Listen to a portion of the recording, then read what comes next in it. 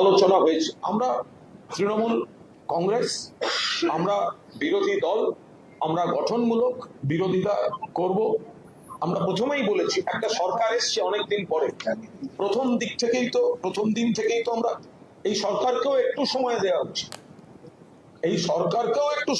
উচিত, যে তারা সবে এসছেন, প্রথম দিন থেকেই তো বলবো। আবার যেটা মানুষের স্বার্থে, যেমন আমরা হকার ইস্যুতে আমরা আলোচনা করলাম, আমরা বললাম মাননীয় মুখ্যমন্ত্রী, একটা এই যে আচমকা বুলডোজার চলছে, তো এটা তো একদিকে এদিকে চলছে, একদিকে রেলের চলছে, ফলে এটা তো গরিব মানুষের খুব অসুবিধা হচ্ছে।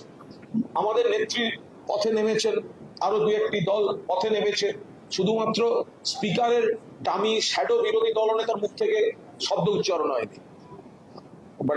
স্পিকারের দয়া চেয়ার পেয়েছে, তো ওর সরকারের বিরুদ্ধে বলতে অসুবিধা হচ্ছে, নিজের চেয়ার রাখার তাল। তো আমরা বললাম যে হকার ইস্যুটা, তো উনি সেখানে বললেন যে হ্যাঁ, রেল সবসময় একটু রেলের সঙ্গে রাজ্য সরকার কোঅর্ডিনেশন বাড়াচ্ছে, আচমকা যেন এই ধরনের জিনিসগুলো না হয়, তাই তো। এবং রাজ্য সরকার আর বুলডোজার চালাবে না, এটা কিন্তু উনি বলেছেন। এবার ওনার সরকার কি করবে সেটা তাদের ব্যাপার, আর আমাদের বক্তব্য হচ্ছে বুলডোজার কোন দরকারে কখন চলবে সে তাদের ব্যাপার। যে এই যদি কাউকে এনক্রোচমেন্ট তোলার জন্য হয়, সৌন্দীপ বাবু, মদন বাবু ওনারা বলেছেন যে একটু সময় দেওয়া হোক, আর আমরা বলেছি তাহলে স্থানীয় যারা জনপ্রতিনিধি আছেন, যদি আমাদেরও এমএলএ থাকে, তাদের সঙ্গে একটু কথা বলা হোক, তাদেরকেও, কারণ কি মানুষ বিপদে পড়লে সরাসরি আমাদের কাছে চলে আসছেন যে এরকম ভাবে ভেঙে দিয়েছে, থাকবো কোথায়, খাবো কি, এরকম একটা মানে দোকানটা নিয়ে এবার কি করবো, এত ক্ষতি হয়ে গেল, ফলে তাদেরকে একটু সময় দেওয়া। ফলে মুখ্যমন্ত্রী জানিয়েছেন যে রেলের সঙ্গে রাজ্য সরকার কমিউনিকেট করছে যাতে আচমকা এই ধরনের কোনো না হয়, আর হলেও তার পর্যাপ্ত সময় দিয়ে বিকল্প ব্যবস্থা করার জন্য, এবং রাজ্য সরকার এই দুমদাম বুলডোজারটি চালাবে না, এ বিষয়ে আলোচনা হচ্ছে। এর পরের অংশটা হচ্ছে বহু নেতা মন্ত্রীর বিরুদ্ধে এবং কর্মীদের উপর হামলা হচ্ছে, এবং বহু নেতা মন্ত্রী প্রাক্তন যারা, তাদের সব কেস দিয়ে দেওয়া হচ্ছে। এবার যেগুলো হয়তো এমন কিছু ঘটনা, আমরা সেগুলো ডিফেন্ড করতে যাব না, কিন্তু যেগুলি রাজনৈতিক ভাবে একেবারে মানে হয়রানি করার জন্য করা হচ্ছে, সেক্ষেত্রে আমরা কিভাবে সরকারের শীর্ষ মহলের দৃষ্টি আকর্ষণ করব, সেই মেকানিজমটা নিয়ে কথা হয়েছে। সে ব্যাপারে আমি এখানে কোনো বক্তব্য রাখবো না।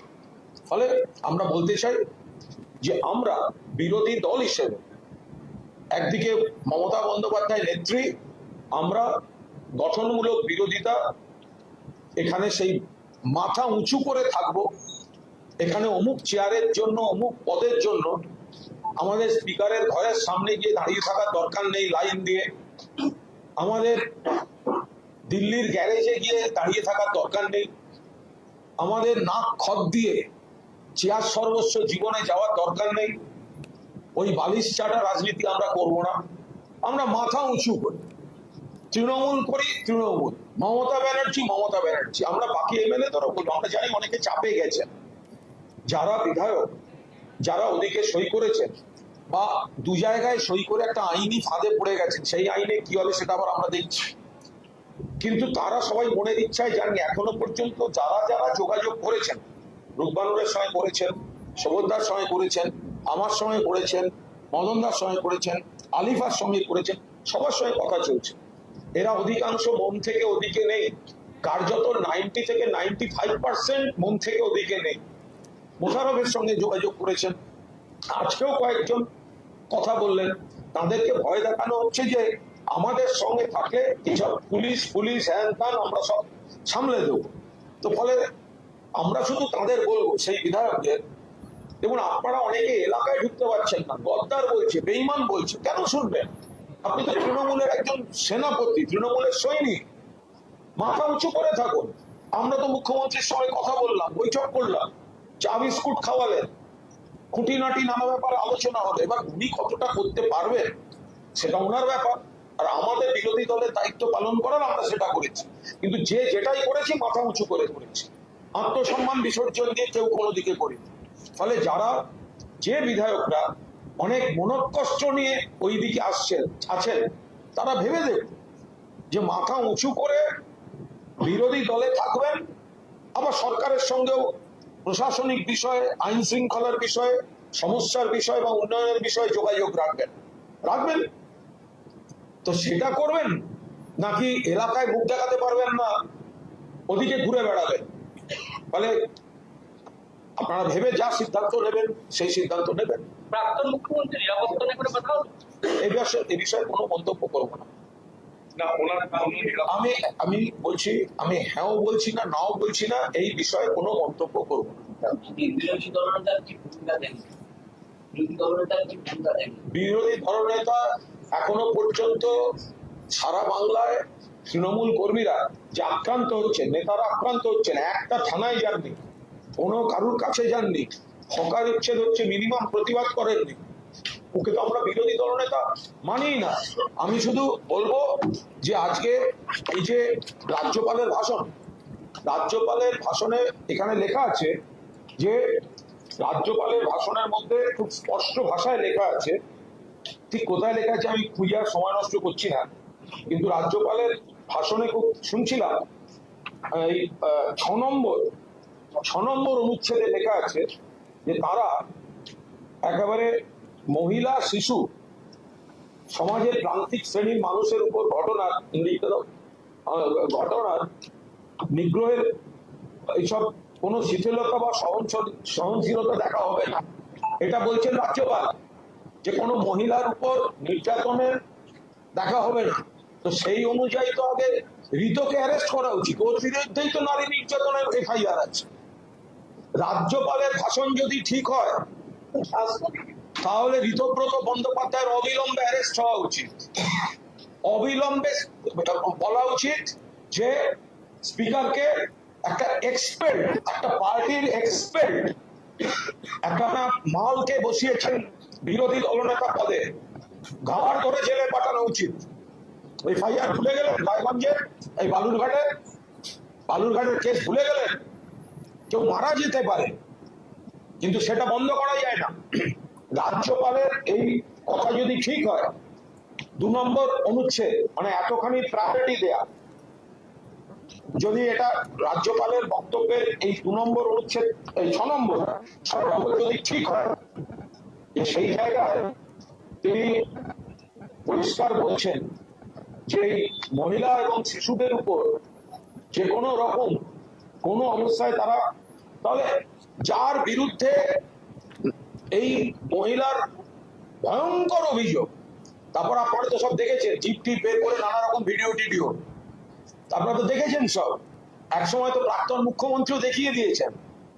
তো এই যার বিরুদ্ধে এফআইআর, এই চিঠি, এই রাজ্যপালের ভাষণকে তখনই সত্যি বলে মানব যদি ঋতকে খাড় ধাক্কা দিয়ে বার করে। একজন নারী নির্যাতনকারী এফআইআর নেমকে স্পিকারের তলায় বিরোধী দলনেতা পদে বসিয়ে রাজ্যপালের এই বইটা অসার বস্তু। ঋতকে সরান, তাহলে বুঝবো যে রাজ্যপালের ভাষণে মেরিট আছে। যে রাজ্যপালের ভাষণে লেখা আছে নারী নির্যাতনকারীদের বিরুদ্ধে 0 টলারেন্স, তাহলে ঋতর মতো একটা চাটন ঋতর বিরুদ্ধে একটা নারী নির্যাতনকারী, তার বিরুদ্ধে এফআইআর থাকলে তাকে আপনারা করে কি করে বসালেন অপোজিশন লিডারের পদে? আমরা তো মানি না, কিন্তু এই বইটা অসার বস্তু, এই বইটা অসার বস্তু, মানে না। তার কারণ হচ্ছে এখানে লেখা নারী নির্যাতনে 0 টলারেন্স। নারী নির্যাতনের 0 টলারেন্স হলে চাটন ঋত এফআইআর নেম, সে কি করে এখানে বসে থাকে? স্পিকারের দেয়া অনৈতিক ভাবে ব্যাকডোর পলিটিক্স, গ্যারেজে দাঁড়িয়ে, ঘরের সামনে দাঁড়িয়ে কি করে এটা পেয়ে যায়? আমাদের বলে চটি চাটা, আমাদের মমতাদি গরিবের জিনিস, হাওয়াই চপ্পল চটি পরে, 100 বার চটি চাটা, ওই ক্যাম্প তো বালিশ চাটা। তো বালিশ চাটা ক্যাম্পে যারা আছে, এই রাজ্যপালের ভাষণ পুরোটা মানবো যে এটা ঠিক আছে, মেরিট আছে, কিন্তু তার একটাই নমুনা হবে ঘাড় ধাক্কা দিয়ে ঋতকে তাড়ানো। হ্যাঁ, আমি এতক্ষণ বাংলাতেই তো বললাম। আমি আইনের বিষয়টা বলতে পারবো না। আইনের বিষয়, আইন মামলা চলবে, আইনের পথে চলবে, এবং সেখানে আমাদের নেতৃত্ব, দক্ষ আইনজীবী, সাংসদ কল্যাণ বন্দ্যোপাধ্যায় এবং বিশেষজ্ঞরা আছেন, ও ব্যাপারে আমি এখানে কোনো মন্তব্য করবো না। বলছি আজকে অরূপ বিশ্বাস আপনাদের ব্যাংকে জিএমসি ব্যাংক অ্যাকাউন্ট যেখানে আছে একটা চিঠি দিয়ে সেখানে অ্যাকাউন্ট ফ্রিজ করার কথা বলছে। অরূপের সঙ্গে আমার কথা হয়নি, ব্যাংকের সঙ্গেও কথা হয়নি, আর গোটা বিষয়টা আমি এবং এখানে যারা আছে তারা কেউ জানি না, ফলে বলতে পারবো না। 5 তারিখে ওয়ার্কিং কমিটি বৈঠক কোনাগারে কি প্রসাদ দলের সঙ্গে দলের ওয়ার্কিং কমিটির মিটিং যদি হয়ে থাকে তার ডিটেলস নিশ্চয়ই আমি এখানে আলোচনা করতে বসবো না। এই ব্যাপারে আমার কোনো মন্তব্যই নেই।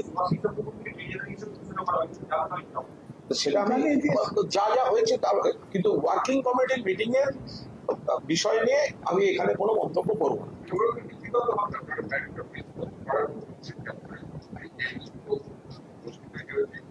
তো যিনি, যদি কেউ বলে থাকেন তিনি বলতে পারবেন, ব্যাংক বলতে পারবে, আর বিষয়টা যারা দেখেন বলতে পারবে। আমাদের ওটা এখতিয়ারই নেই, ফলে আমরা এই বিষয়ে কোনো মন্তব্য করবো না। আর রাজ্যপালের যে ভাষণ, তার উপরে একটা কথা বলি, যে নতুন সরকার এসেছে সবে, তাকে আমরা একটু সময় দেওয়ার পক্ষে, কিন্তু রাজ্যপালের ভাষণে কিছু কিছু জায়গায় কিছু প্রকল্পের কথা আছে, সরকার কি করতে চান কথা, এর উপর আমরা কোনো মন্তব্য করবো না।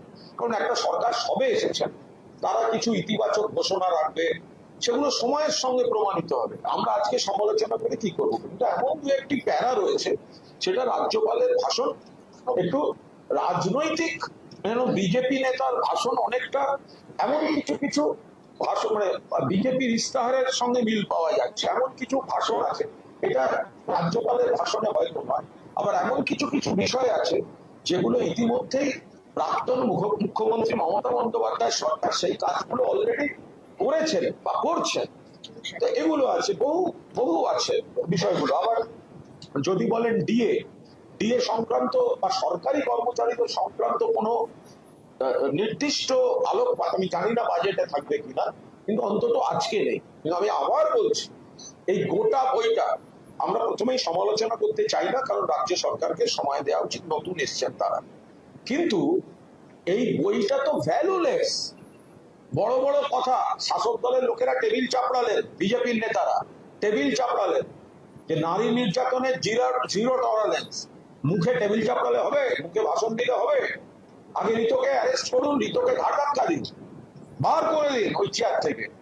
আপনার স্পিকারকে তেল মেরে, বিজেপিকে পুজো দিয়ে, তো ওখানে গিয়ে দিল্লির গ্যারেজে দাঁড়িয়ে স্পিকারের ঘরের সামনে দাঁড়িয়ে থেকে ব্যাকডোর পলিটিক্সে পেয়েছে।